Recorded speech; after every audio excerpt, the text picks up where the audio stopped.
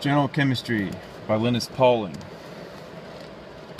It's big like a Bible. There are other similarities as well. The background noise is it's raining outside, obviously. But the things I've noticed is the way people look at books like that, they're not immutable facts of nature, okay? It's not like they have something down there and then it doesn't change ever. What can be done is those ideas can be refined or replaced or honed or whatever. They're not forever set in stone. It's not something that never changes. But that's how a lot of people look at stuff like this is, oh, it's never going to change. Everything's perfect already. That's the completely incorrect attitude of viewing chemistry, biology, or any kind of system like that. There's always something new to discover. There's always a new process to be made. There's always a new way of looking at things. And I think what it also does is similar to the Bible is make nature human-centered. Nature is not human-centered. It's not something that revolves around us. We are in nature. It's completely different. For instance, with a lot of the chemistry I've been reading over these years, they put value on aqueous solutions. You know why? Because they're easy to experiment on. They become human-centered. We can experiment on something being poured into a flask or into a beaker. It's a lot easier than experimenting with plasma, even though plasma makes up the majority of the universe. So there's another thing where somehow they managed to make chemistry human-centered, just like in the Bible where everything is human-centered as well, you know. And here I also have, science should not be made as a belief system. It's just a method of experimentation. It should never be a belief system. But that's what happens when you have something big and Bible-esque like this. It becomes a belief system because you can be absorbed in it so easily. There's so much information to learn that your mind just can get stuck easily into that mentality and not realizing that these aren't immutable facts of nature. These facts can change. So it's easy to be caught up in it. I think it's called Scientism, where they believe science is the only way of doing anything. That's not true at all. I know this from experience. As well, books like this, believe it or not, are full of contradictions. They're full of inconsistencies. They're full of bias. They're full of beliefs, half-truths.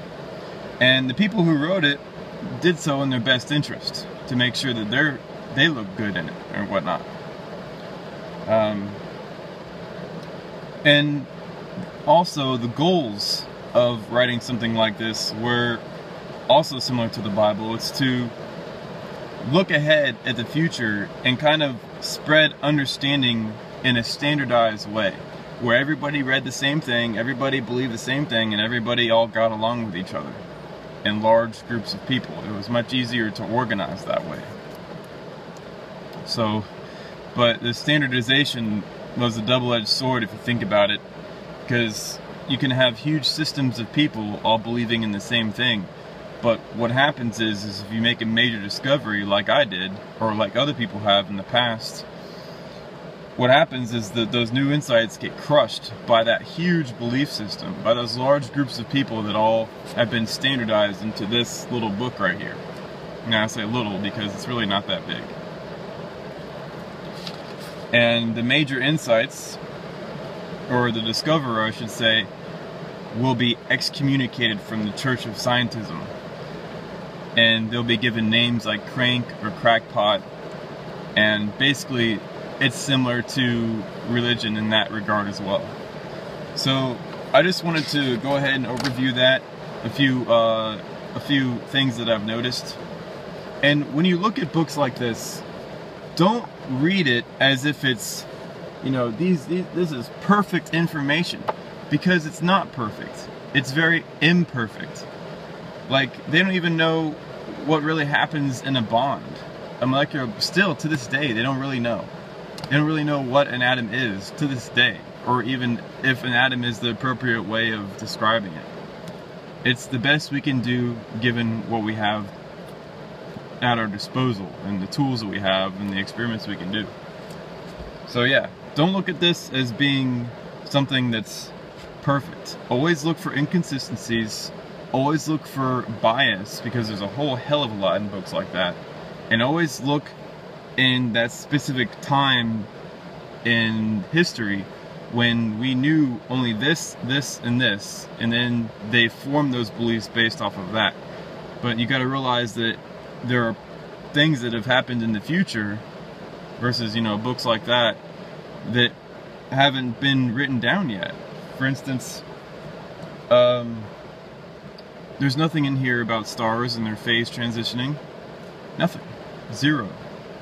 It's like it doesn't even exist yet. It's 2015, so. But, alright, today is September 17th, 2015. I hope I spoke loud enough over the rain.